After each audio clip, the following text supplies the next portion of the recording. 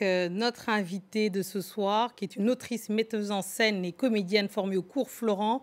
Elle est lauréate de plusieurs concours. Elle explore dans ses œuvres les thèmes des silences familiaux, des tabous et de l'intimité. Parmi ses créations majeures figurent Aliénation, Aparté, juillet 1961, traduit en anglais pour une tournée aux États-Unis. Son approche se distingue par une esthétique contemporaine sobre, influencée par le théâtre de l'espace du vide et les collaborations internationales.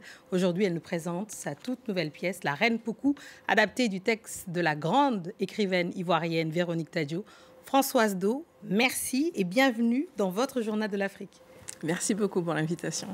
Alors ça nous fait vraiment plaisir. Aujourd'hui, vous êtes une artiste associée à la Fabrique de la Comédie de Saint-Étienne, centre dramatique national dirigé par Benoît Lambert. Mais dites-nous, comment est née votre vocation artistique et pourquoi le théâtre? Eh bien, voilà une belle question. J'aurais dit que j'ai toujours eu l'impression de faire la déception de ma mère. J'ai eu un parcours plutôt classique, donc en faisant un bac scientifique.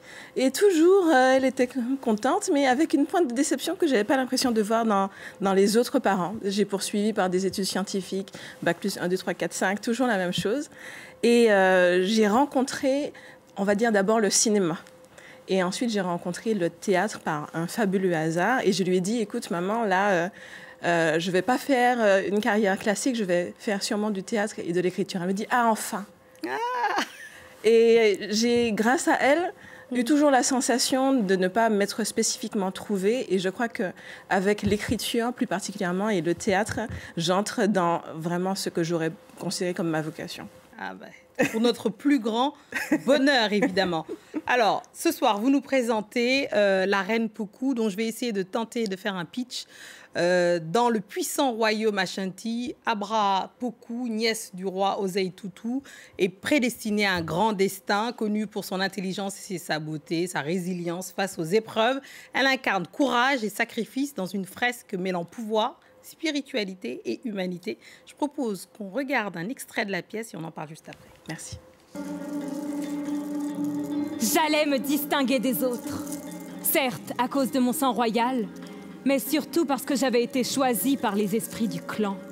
Mon étonnante chevelure en était la preuve. En était la preuve. Je vois la douleur et la gloire. Beaucoup de douleur dans la gloire. Abla Pokou à l'intelligence supérieure. Abla Pokou, princesse de Koumassi.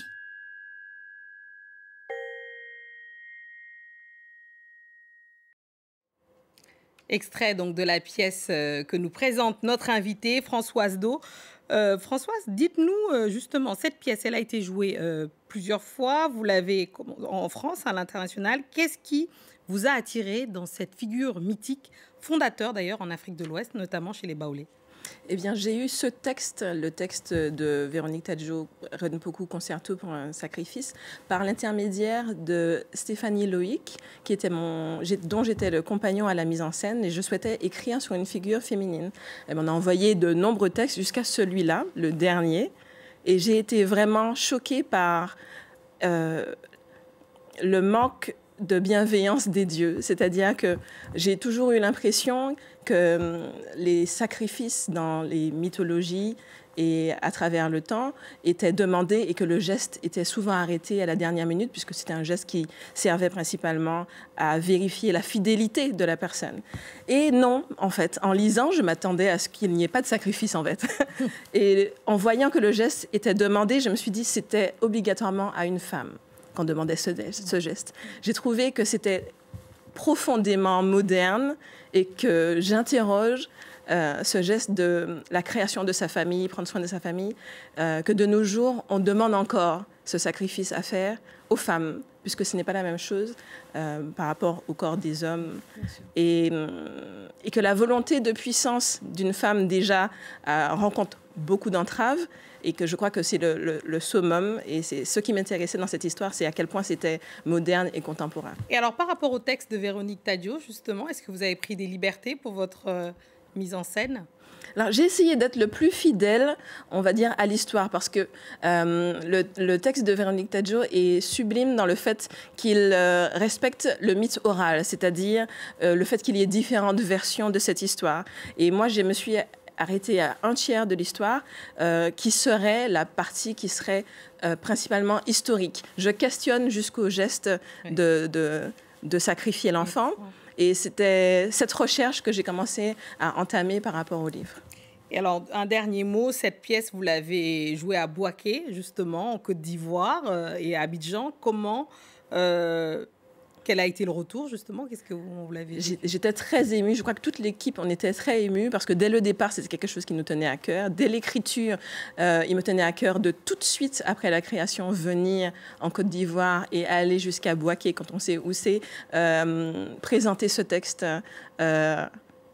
presque humblement aux ancêtres à Pokou et puis à ses descendants. Et on a été terriblement émus par leur réaction, puisque dans la théâtralité, la salle, à un moment, s'est levée au beau milieu du spectacle.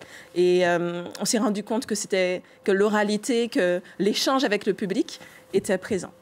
Merci beaucoup, Françoise Do. Je précise que le spectacle sera à Toulouse, justement. Rappelez-moi les dates. Du 4 au 7 décembre, au Théâtre de la Cité. Au Théâtre de la Cité à Toulouse. Merci beaucoup. Et c'est ainsi que nous refermons ce Journal de l'Afrique. Merci à tous ceux qui nous ont suivis partout dans le monde. Et ce soir, forcément, de Fort-de-France à Bouaké, en passant par Paris. Restez avec nous, car l'actualité continue sur France 24.